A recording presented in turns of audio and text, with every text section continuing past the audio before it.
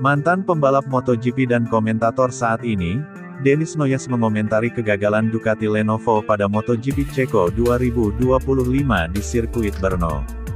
Noyes yakin dengan apa yang terjadi pada motor Ducati milik Marquez dan Bagnaia di sprint race MotoGP Ceko 2025 sebelum jeda musim panas. Mantan rider Amerika itu menjelaskan bagaimana pembalap Spanyol dan Italia memperhatikan sesuatu pada motor mereka. Jika bukan karena Mark, Ducati pasti bisa meraih posisi keempat dan ketujuh dan memberi kemenangan bagi rival-rival Eropanya. Ducati sudah 5 tahun tidak balapan di sirkuit ini. Saat itu mereka berada dalam situasi yang agak sulit dan seperti biasa Mark jadi penyelamat. Di setiap balapan Michelin berhak mengubah tekanan hingga ukuran 0,1 terkecil. Mereka menurunkan batas sedikit dalam balapan ini, dan kami melihat orang-orang di grid bekerja dengan komputer mencoba memperbaiki sesuatu di motor Bagnaia. Saya pikir mereka sudah menyelesaikannya, tapi ternyata tidak. Mereka mengira Mark akan jadi yang pertama dan Pecco yang kedua. Ini logika Ducati, mereka mengira Mark dan Pecco akan berada di depan.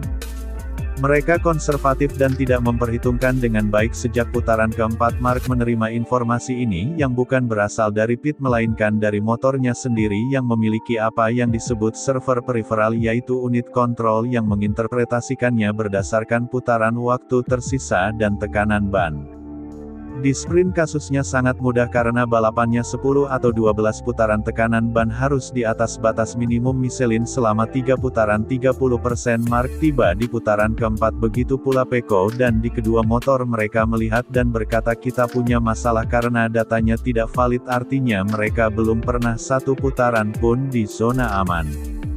Jadi keduanya mendapatkan notifikasi dari motor di pit. Mereka tidak tahu apa-apa ketika Pecco di lap kelima. Setelah menerima notifikasi di lap keempat, ia keluar dari tikungan pertama dan tiba di tikungan pendek. Ia membiarkan Acosta menyalip. Di pit Anda melihat wajah orang Ducati yang tak mengerti apa yang terjadi. Satu lap kemudian Mark masih menekan meski ia mendapat informasi bahwa ia kehabisan tenaga, bahwa ia memiliki masalah tekanan. Jadi Mark memutuskan untuk melakukan hal lain. Mark berpikir ada dua cara untuk memanaskan ban, salah satunya masuk ke slipstream, dan ia melihat ke belakang dan menyadari bahwa ia memiliki keunggulan besar atas Acosta. Jadi yang ia coba lakukan adalah mengerem lebih keras, masuk lebih mendadak, mencoba memanaskan ban dengan berkendara agresif. Situasinya buruk. Lalu di lap berikutnya Mark yang memiliki keunggulan besar atas Pedro berbalik dan menunggu hingga pembalap KTM itu lewat kamera menunjukkan ke orang-orang Ducati bahwa mereka tidak tahu apa yang sedang terjadi, kata Denis Noyes, sebagaimana dilansir dari Motosan. Mengapa Francisco Bagnaia tidak melakukan hal yang sama seperti apa yang dilakukan oleh Marc Marquez? Bahkan Denis Noyes juga menyoroti apa yang dikatakan oleh Marc Marquez dan Gigi Dalikna antara satu sama lain ketika mereka bertemu setelah balapan. Tampaknya Bagnaia memiliki kesalahan yang lebih besar daripada Mark, dan Pecco akan melakukan hal yang sama, tapi sistem di Ducatinya tidak berfungsi dan di layarnya ia terus melihat alarm dan ia pikir ia kehilangan tekanan yang akibatnya dia kehilangan posisi lain pada lap terakhir karena ia mencoba menyelamatkan situasi yang tidak ada. Itulah sebabnya ketika Pecco memasuki pit dan Mark mencapai podium tidak ada seorang pun di Ducati yang berani tersenyum karena berita telah keluar bahwa Mark dan 3 pembalap lainnya sedang diselidiki karena Mark memiliki semua informasi yang benar di motornya. Ketika Gigi datang mencondongkan tubuh ke arah Mark dan mencoba berbicara dengan suara rendah sambil berkata apa. Dan Mark berkata tidak semuanya baik-baik saja, semuanya beres. Dan inilah kenyataannya bahwa Pecco tidak seberuntung itu karena masalah komputer, tutup Denis Noyes.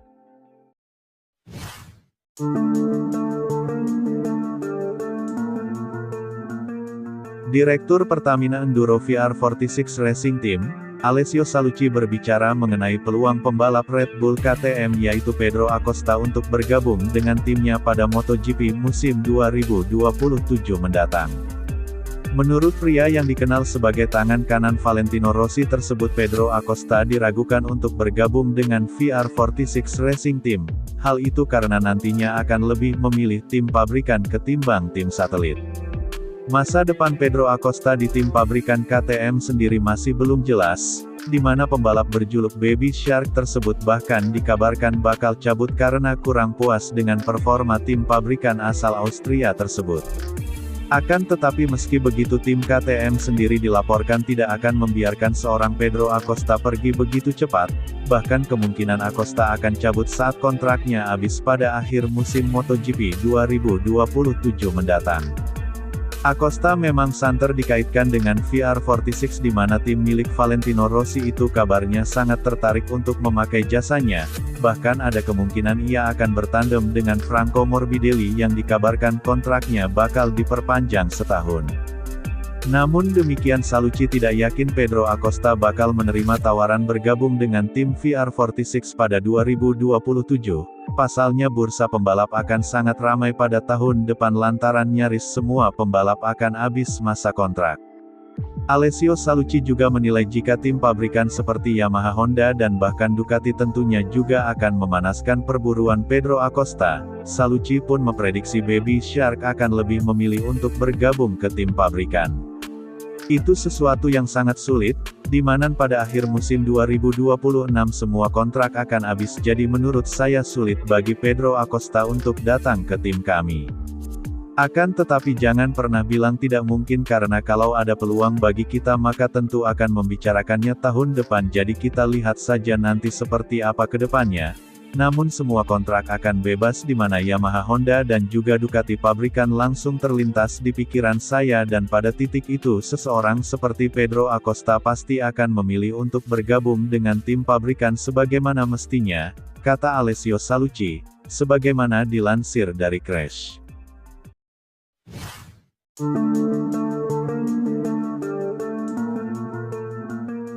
Pembalap Monster Energy Yamaha, Fabio Quartararo merasa performanya masih jauh dari kata memuaskan hingga paruh pertama MotoGP 2025. Paruh pertama MotoGP 2025 dituntaskan Quartararo dengan pasang surut performa melalui kinerja motor Yamaha M1 di atas lintasan balap. El Diablo mulai menunjukkan prospek positif bersama tim pabrikan asal Iwata Jepang itu dengan merebut 4 pole position. Akan tetapi 4 kesempatan start dari posisi terdepan itu belum bisa dikonversi dengan sempurna olehnya untuk meraih kemenangan. Hingga 12 balapan yang sudah dijalani Quartararo hanya mampu mengemas 1 podium Grand Prix saja saat finish di urutan kedua di Jerez, Spanyol. Rasa kecewa masih menghinggapi Fabio Quartararo dalam seri terakhir yang dia jalani yaitu MotoGP Ceko 2025 di sirkuit Brno. Kesempatan emas didapatkan oleh Quartararo setelah dia tampil cukup menjanjikan pada babak kualifikasi dengan merebut urutan ketiga. Akan tetapi dirinya harus menyudahi aksinya dengan finish di tempat kelima saat balapan sprint dan keenam pada balapan utama. Di mata Quartararo MotoGP Ceko sendiri menghadirkan momen yang buruk sekaligus baik untuk dirinya terlepas dari hasil yang kurang memuaskan. Untuk pertama kalinya sepanjang musim ini Quartararo bisa bersaing memperebutkan kemenangan dan ini menjadi nilai positif bagi kemajuan Yamaha. Hal yang menyakitkan bagi dirinya adalah keahliannya dalam menorehkan waktu mumpuni dalam single lap selalu tak berakhir dengan kemenangan. Itu adalah momen terburuk juga terbaik, itu adalah pertama kalinya kami berjuang untuk menang dan satu-satunya sejauh ini. Jadi itu adalah momen yang positif, tapi ketika hal seperti itu terjadi dan Anda tidak dapat menyelesaikan balapan itu selalu buruk dan gagal finish selalu terjadi dalam situasi terburuk ketika kami memimpin, tapi begitulah dunia balap. Saya merasa kecepatan single lap saya telah jadi kekuatan terbesar sejak bergabung dengan MotoGP. Saya bisa memisahkan diri dari dunia dan memberikan segalanya untuk satu putaran itu, dan pada putaran cepat kami telah meningkatkan diri dan motor secara signifikan.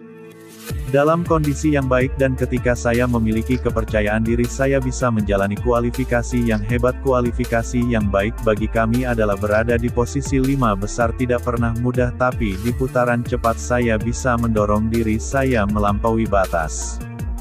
Dalam balapan situasinya berbeda karena kami harus mempertimbangkan banyak hal, kami masih harus bekerja keras di sana, tapi pada satu putaran yang bisa Anda pikirkan hanyalah membakar ban dan mengerahkan seluruh energi Anda, kata Fabio Quartararo, sebagaimana dilansir dari laman Speedweek.